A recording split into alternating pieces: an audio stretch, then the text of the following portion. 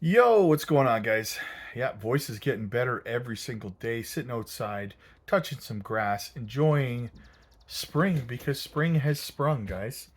So, listen, I wanted to talk about what Powell had to say today, and if and when we will see any kind of a rate cut in the near future.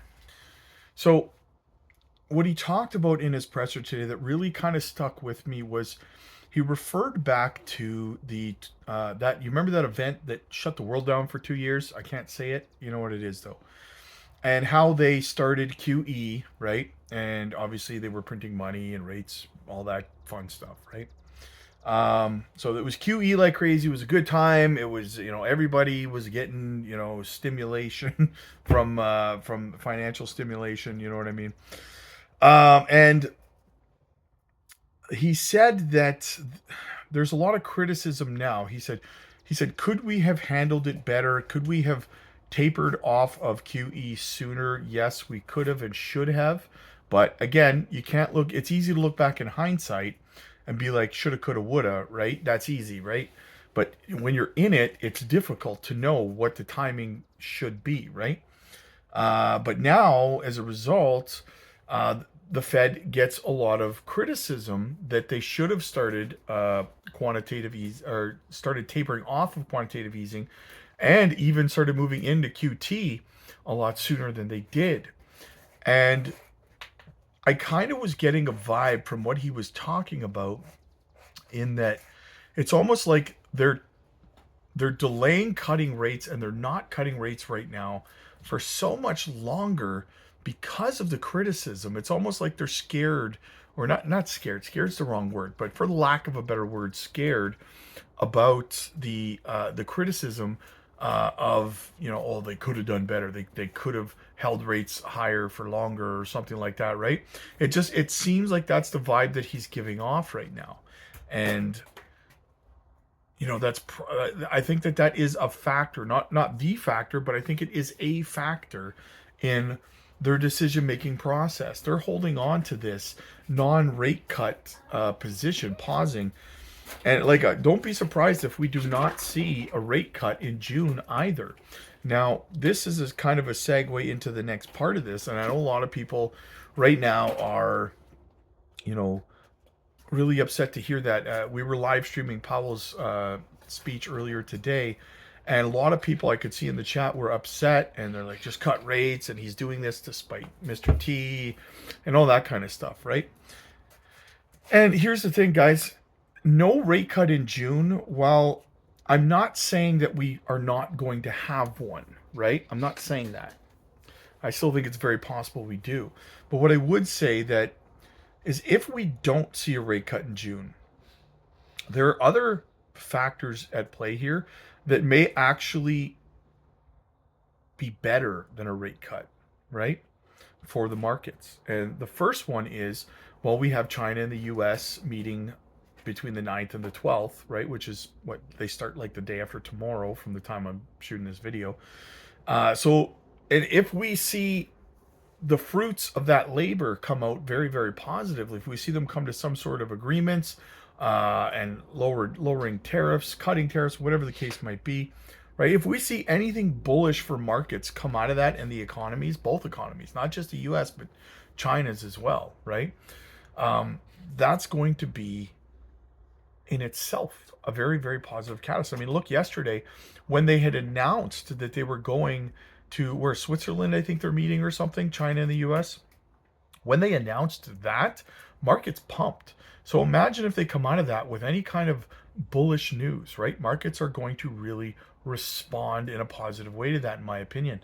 So that's the first factor at play here. Second factor at play is that we have China and the US. The US started buying back bonds and injecting liquidity into the markets. And China announced that they started doing the same thing. They started injecting liquidity into their markets as well, into their economy, right? So we have QE already starting, guys, with the buying back of bonds, with or the buying of bonds, the injection of liquidity into two of the world's largest economies in China and the US, right? So this is all very bullish. That's QE right there, guys. So we don't necessarily have to have the rate cuts. I could see a very strong possibility where we just stay paused, but if they're injecting liquidity into the markets and tariffs are coming down, that in itself is still a very, very nice, perfect storm for markets to flourish, right? And I'm telling you right now, if markets are flourishing based on liquidity injections and tariffs coming down and countries coming to agreements with the US, the markets going into June are going to be very well. You guys know my target for Bitcoin coming out of May is 102 to $104,000. We're still going to keep following the M2 money supply, in my opinion, and that with both of these economies printing money, the M2 money supply is going to continue its way up, right? And we know the correlation between Bitcoin and the M2 money supply. So this is all very, very good news. Anyone who came out of Powell's speech bearish, you got to understand there's a lot more at play here than just, you know, what the Fed does. If they stay paused, that's not necessarily bearish. It's not bearish, guys, right? If he had started talking bearish, then that would have been bearish, but he didn't and he won't, right? So yeah, right now Bitcoin continues to test $98,000. By the way, guys, real quick before I get into Bitcoin here, shout out to the channel sponsor, Decent Self Custody Wallet. Get yourselves ones today, guys. Use our link down, guys. Use our link down below. Get a phenomenal deal. You can get the biometric wallet. I have 5 of them, and I have 3 of the cards. I'm gonna get some more card wallets though. So yeah, get a fantastic deal. Use our link for that. Not your keys, not your coins. So going into Bitcoin, guys, we were at 96,300 through most of Powell's speech. The last time I looked, we had dropped down to about 95,600, 700, something like that. So as long as we can hold above $95,000, I think we're okay. I want to see us continue over the rest of this week to retest that $98,000 sell wall. There's a $1.2 billion sell wall at $98,000. And we need to chip away at that, right? The last thing we want to see is a hard rejection off that wall and a pullback down to 93.4, 91, or even 88, right? Those would be our support levels that we would be waiting for. But for now, let's cross that bridge when we come to it. Let's hope we continue to chip away at the $98,000 sell wall and eventually break through that. I think we will before the end of the month, no matter which way you slice it. So I'm not really that worried about it. As for altcoins, guys, I was looking at Zebek's chart this morning, and we're forming a bull flag on the daily time frame. And as long as Bitcoin doesn't pull everything down, I think Zebek is about to make its next leg up here. My target, if it does make its next leg up, the breakout of the bull flag on the daily time frame is somewhere around 2031 would be my target for that. Now we may hit that, pull back a little bit and consolidate some more, maybe build another bull pennant, bull flag, whatever, right? But that's my next target for Zebek. It's actually very similar with Jasmy. I know Jasmy's in a consolidation phase from its falling wedge pattern breakout, and my target for Jasmy is around 3 cents one. So on the next leg up. So keep an eye on these guys. I think that these prices are coming. No. Speaking of gems, by the way, guys, listen, we just dropped the other day a microcap gem over on the Patreon, and I talked about this. It is in the decentralized finance play, guys. It is a microcap. It is the potential room for growth in this one, 50, 70x potential, maybe even higher than that. Very bullish on this one, guys. I've been accumulating it for 2 days now. Most people over on the Patreon are. We've got our exit price point already in place as well, so that we know where to get in and we know where we want to be exiting, so that we know how much we're going to make on that, right? Very excited about this one. The tokenomics are phenomenal on it, guys. And it gets even better because this week I will be dropping another gem over on the Patreon, guys. Yes, 2 gems this week. This next one too. As soon as I drop it, as soon as I finish accumulating the first gem, I'm going to be moving into the second one here. I will be dropping that one this week as well. So don't miss out on these gems, guys.